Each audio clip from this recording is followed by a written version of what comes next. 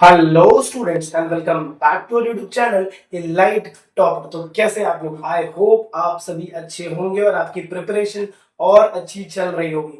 नहीं भी चल रही तो भाई अभी बहुत टाइम है, अभी तो आपने शुरू किया है, अभी तो पूरा बोलते हैं ना पूरी पिक्चर बाकी है। तो धीरे धीरे अगर आप प्रैक्टिस करेंगे तो आप इस जो गेम है ना 10th का गेम में आप बने रहेंगे। उसी गेम में आपको बनाने के लिए, आपकी हेल्प करने के लिए ये वीडियोस हम बना रहे हैं, जिसके अंदर मैंने लास्ट के जो दो वीडियोस बनाए ना भाई, उसके अंदर हमने बात किया था प्रैक्टिस सेट 1.2।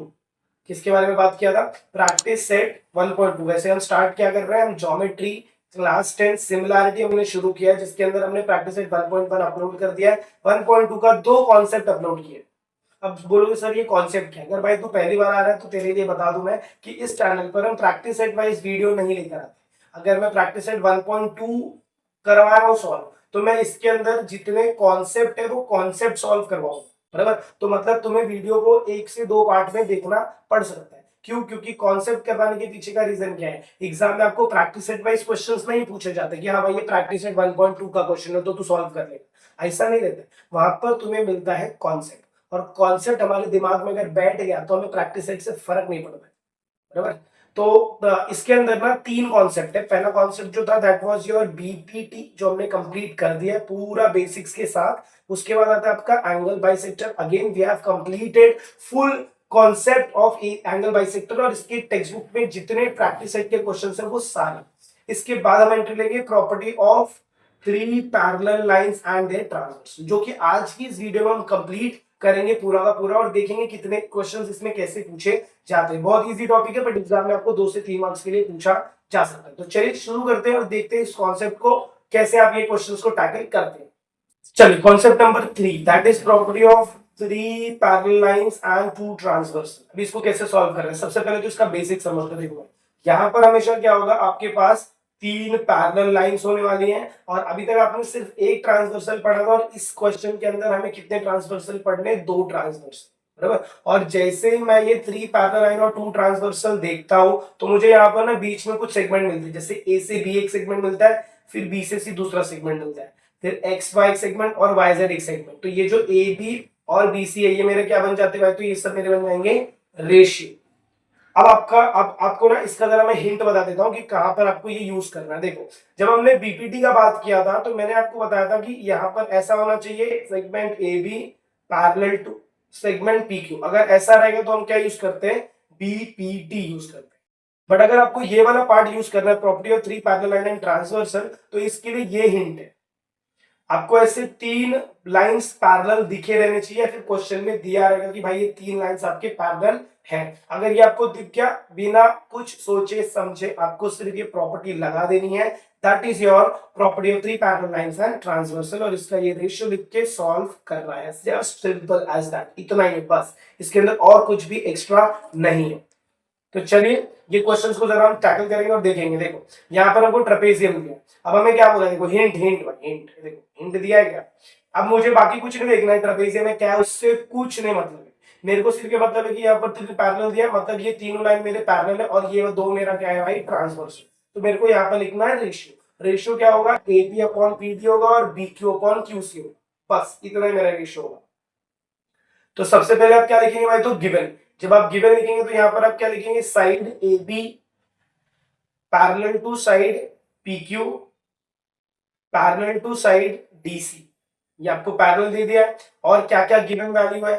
तो एपी का वैल्यू हमें दिया है 15, पीडी का वैल्यू हमें दिया है 12, क्यूसी का वैल्यू हमें दिया है 14, और बीक्यू का वैल्यू हमें 2 फाइंड करना है, क्योंकि ये वैल्यू गिवन नहीं है। तो हम यहाँ पर लिखेंगे 2 फाइंड, और इसके अंदर हम लिखेंगे बीक्यू। बीक्यू का वैल्यू हमें क्या करना है भाई? तो फाइंड करना है। तो यहां पर मैं लिखूंगा सोल्यूशन। क्या लिखूंगा? सोल्यूशन। और यहां पर मैं क्या लिखूंगा? रीजन। क्या लिखूंगा? रीजन। बराबर? तो चलिए शुरू करते हैं और देखते हैं इनको कैसे हम सॉल्व करेंगे। तो यहां पर आपको लिखना है सेगमेंट, सेगमेंट ऐसे लिखना है, segment A B parallel to segment P Q parallel to segment D C, या फिर आप तीनों में साइड लिख सकते हैं। और फिर उसके बाद आपको लिखना है कौन से दो ट्रांसवर्सल है, तो आपको ये लिखना है AD and BC are their transversal. तो नेक्स्ट में आप लिखोगे therefore segment AD and segment BC are the two transversal, ये हमारे क्या हो जाएंगे भाई, तो दो ट्रांसवर्सल हो जाएंगे। अब अगर ये दो ट्रांसवर्सल हो गए तो इसके बाद हमें इसको कैसे सॉल्व करना है, तो रेशियो मैंने आपको बताया A B upon P D is equal to B Q upon Q C, तो आपको रेशियो लिखना है A P upon P D is equal to B Q upon Q C, और यहां पर आपको लिखना है रीजन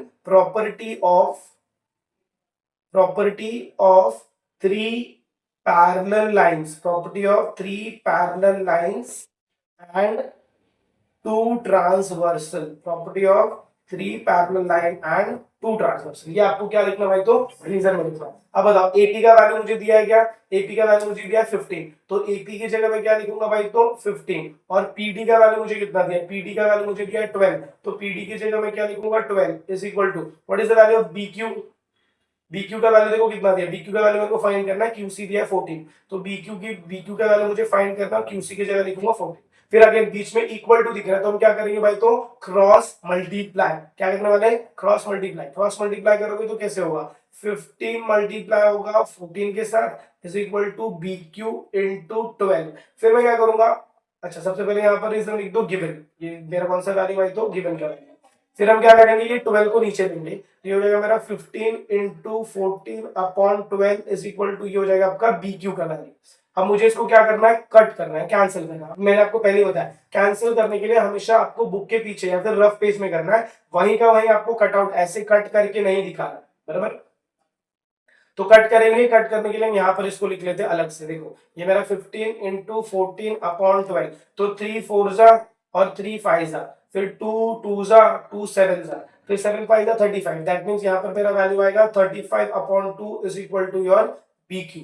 तो फिर बी क्यू का वैल्यू कितना है, therefore B Q is equal to 17.5 centimetre या फिर यूनिट, या तो सेंटीमीटर दिया रहेगा या तो यूनिट। फिर आपको फाइनल स्टेटमेंट क्या लिखना है, therefore the length of the length of BQ is 17.5 unit या फिर सेंटीमीटर, इतना ही, बस इतना ही करना है। इतना क्वेश्चन आपको या तो 2 मार्क्स के लिए पूछा जाता है या तो 3 मार्क्स के लिए, कभी कभी भाई 3 मार्क्स के लिए इतने सिंपल क्वेश्चन पूछते हैं, क्यों, क्योंकि स्टूडेंट्स जो रहते हैं ना उनको ये पता ही नहीं चलता है कि इसमें कौन सा प्रॉपर्टी या फिर क्या चीजें हमें यूज करनी है, बिकॉज हम प्रैक्टिस सेट पढ़ के जाते हैं ना, प्रैक्टिस सेट पे ये सारी चीजें एकदम छुपी हुई चीजें रहती है इसकी।